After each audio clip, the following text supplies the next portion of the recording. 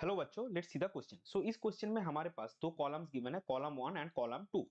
अगर आप अच्छे से देखें तो कॉलम 1 में ए बी सी और डी में हमारे पास चार कॉम्प्लेक्स गिवन है, और कॉलम 2 में पी क्यू आर एस और टी में हमारे पास पांच स्टेटमेंट गिवन है कि हाइब्रिडाइज सेंटर मेटल का हाइब्रिडाइजेशन क्या होगा, D2sp3 या sp3d2, मैग्नेटिक नेचर क्या होगा, पैरामैग्नेटिक या डायमैग्नेटिक, और मेटल आयन का जो ऑक्सीजन स्टेट है वो +3 होगा। सो बेसिकली इस क्वेश्चन में हमको करना क्या है, इस क्वेश्चन में हमको कॉलम 1 के साथ कॉलम 2 के कौन कौन से प्रॉपर्टीज मैच होते हैं वो देखना होगा। तो चलिए सबसे पहले देखते हैं इस क्वेश्चन का की कॉन्सेप्ट क्या है। सो इस क्वेश्चन का की कॉन्सेप्ट है hybridization and magnetic nature of coordination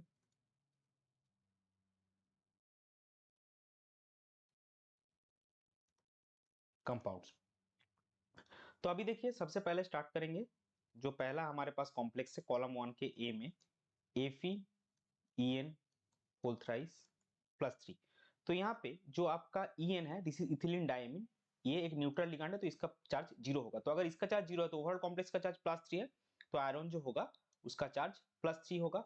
तो आप जो मेटल आयन है, metal ion has +3 oxidation state. अभी आयरन का इलेक्ट्रॉनिक कॉन्फ़िगरेशन क्या होगा, आर्गन 3d6 4s2। तो Fe+3 में क्या होगा आपका, Fe+3 में आपका आएगा आर्गन 3d5 4s0। और ये जो En है, इथिलीन डायमीन, ये एक स्ट्रॉन्ग फील्ड लिगैंड हो है। सो अगर ये स्ट्रॉन्ग फील्ड लिगैंड है तो इसमें क्या होगा, अगर आपका अनपेयर्ड इलेक्ट्रॉन है, पॉसिबिलिटी है, तो वहां पे वो स्पिन पेयरिंग करेगा। तो अगर हम ग्राउंड स्टेट में देखेंगे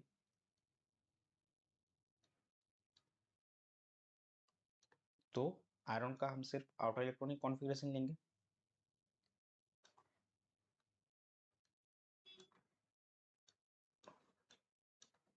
ये हो गया 3d, ये हो गया 4s।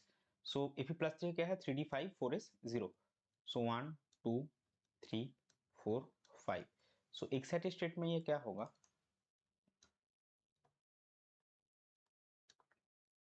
कि इथिलीन डायमीन जो आपका है वो इलेक्ट्रॉन का स्पिन पेयरिंग में मदद करेगा।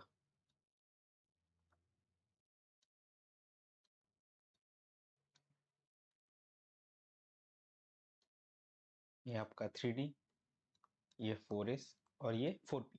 तो ये क्या होगा, देखिए जो 5 इलेक्ट्रॉन थे ये इस तरह से आपका रहेगा। तो अभी इथिलीन डायमीन जो है ये एक बाइडेंटेड लिगैंड है, इसका मतलब क्या, 3 इथिलीन डायमीन आपका कितना वैकेंट ऑर्बिटल ऑक्युपाई करेगा, 6। तो 6 देखिए कितना होगा, 1 2 3 4 5 और 6। तो 4s 4p हो गया, और आपका इनर डी 3d जो अंदर का 2d ऑर्बिटल आ जाएगा। तो यहाँ पे हाइब्रिडाइजेशन क्या होगा, यहाँ पे आपका हाइब्रिडाइजेशन होगा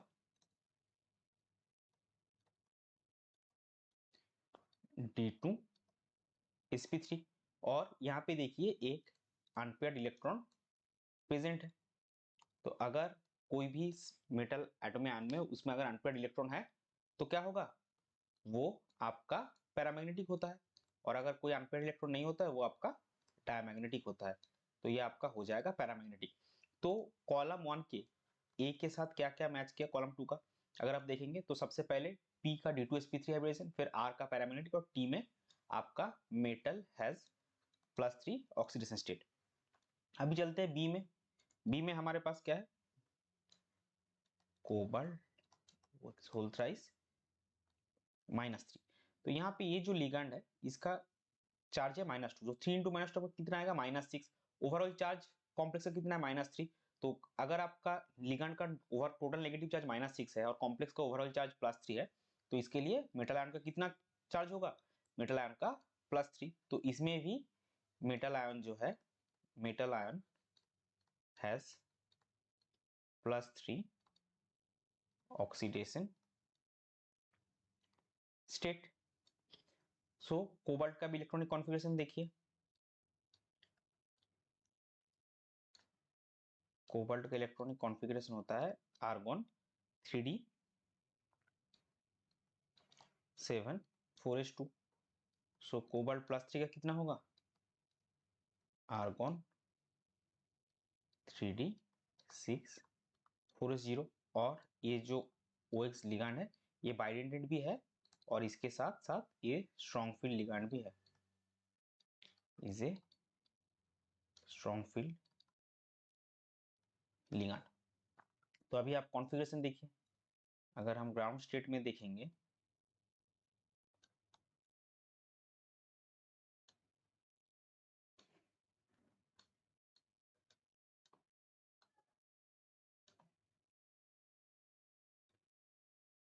और एक्साइटेड स्टेट में भी देखेंगे, क्योंकि यहाँ पे स्पिन पेयरिंग होगा।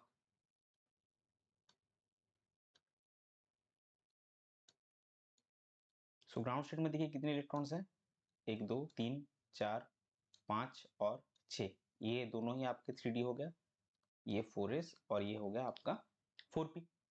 सो एक्साइटेड स्टेट में क्या होगा, आपका जो वो एक स्ट्रॉन्ग फील्ड लिगांड है उसके लिए स्पिन पेयरिंग होगा कुछ इस तरह से 2 4 और 6।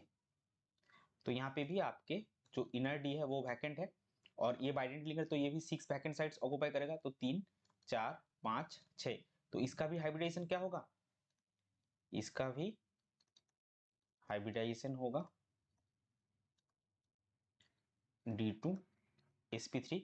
और इसमें देखिए जो 6 इलेक्ट्रॉन्स है, इलेक्ट्रॉन्स वो सारे के सारे पेयर्ड है, कोई भी अनपेयर्ड इलेक्ट्रॉन नहीं है, तो नो अनपेयर्ड इलेक्ट्रॉन। तो ये क्या हो जाएगा, ये आपका हो जाएगा डाया मैग्नेटिक। तो बी के कॉलम 1 के बी के साथ कॉलम 2 का क्या मैच करेगा, एक पी मैच करेगा आपका D2sp3, फिर एस में आपका डायमैग्नेटिक है और टी में है मेटल हैज +3 ऑक्सीडेशन स्टेट। अभी चलते हैं सी में। सी में देखिए हमारे पास क्या है, सी में हमारे पास कॉम्प्लेक्स है क्रोमियम CN6 3-। अभी साइनाइड जो लिगांड है इसका चार्ज होता है -1। सो ओवरऑल लिगांड के कारण नेगेटिव चार्ज कितना होगा, -6 और कॉम्प्लेक्स का टोटल चार्ज है -3। सो आपका मेटल का चार्ज होगा कितना, +3। तो इसमें भी आपका metal has +3 oxidation state. So chromium का इलेक्ट्रॉनिक कॉन्फ़िगरेशन क्या आएगा, आर्गॉन 3d5 4s1 और आपका क्रोमियम +3 आएगा आर्गॉन 3d3। और Cn यहाँ पे क्या होगा, Cn आपका Cn इज ए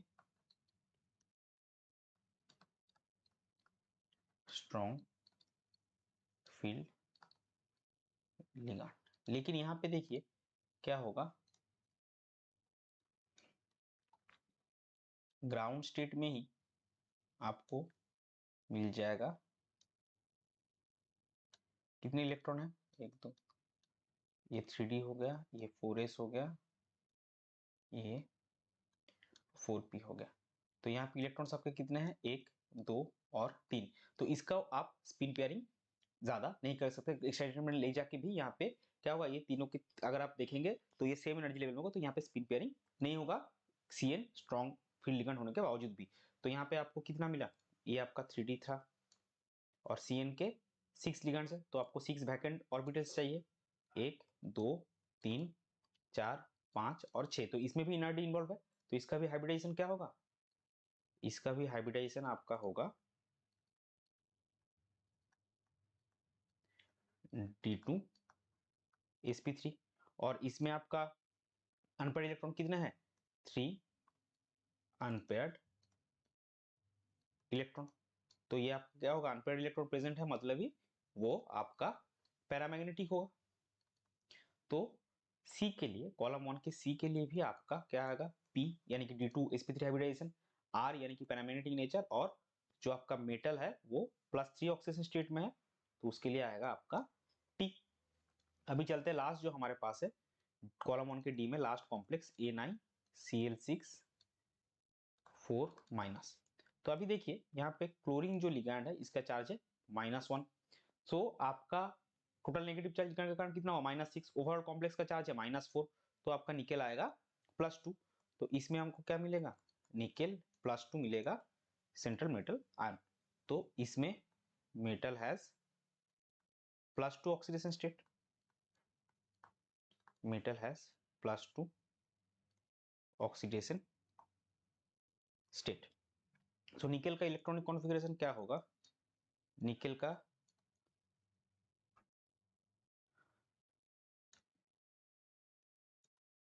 होगा आर्गोन 3d8 4s2, तो निकेल +2 का कितना होगा, आर्गोन 3d8, और ये जो क्लोरीन है, chlorine is a weak field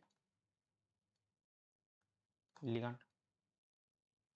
तो यहाँ पे देखिए क्या होगा, अगर आप ग्राउंड स्टेट में इसका डालेंगे,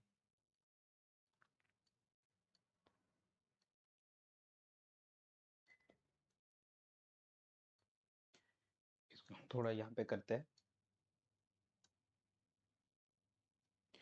अगर हम 3D से ही स्टार्ट करें 1 2 3 4 4s, ये 4s, ये 4p, तो 3D में देखिए कितना होगा इलेक्ट्रॉन, 1 2 3 4 5 8 इलेक्ट्रॉन हमारे पास, 6 7 8, तो ये जो लास्ट 2 इलेक्ट्रॉन है इनका भी स्पिन पेयरिंग पॉसिबल नहीं है, लेकिन हमको 6 क्लोरीन लिगैंड जो है उसको बिठाना है, तो इसमें क्या होगा, हमको 6 वैकेंट ऑर्बिटल चाहिए, तो 4s में आप देखिए आपको कितना मिला, 1 2 3 4, 4s और 4p मिला के, लेकिन आपको और भी 2 चाहिए, तो इसमें क्या होगा, जो आपका 4d है वो भी वैकेंट है और वो भी हाइब्रिडाइजेशन में पार्टिसिपेट करेगा, तो 4 आपका हो गया, और ये हो गया आपका 4d, 4d का आपके पास होगा 2, तो आप देखिए कितना हुआ, 1s 3p और 4 आउटर d, तो sp3d2, सो इस केस में आपका हाइब्रिडाइजेशन होगा, हाइब्रिडाइजेशन होगा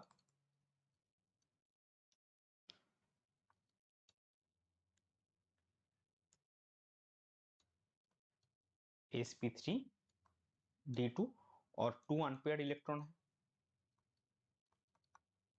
2 अनपेयर्ड इलेक्ट्रॉन है, इसका मतलब इसका मैग्नेटिक नेचर क्या होगा, ये आपका पैरामैग्नेटिक होगा,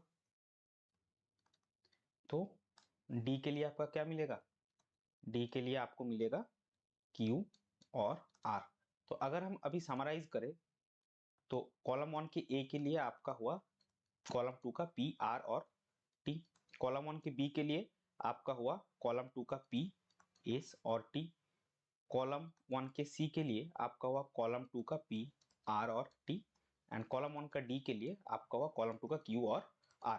सो ये हो जाएगा आपका क्वेश्चन का final answer. I hope you understood it well, best of luck, thank you.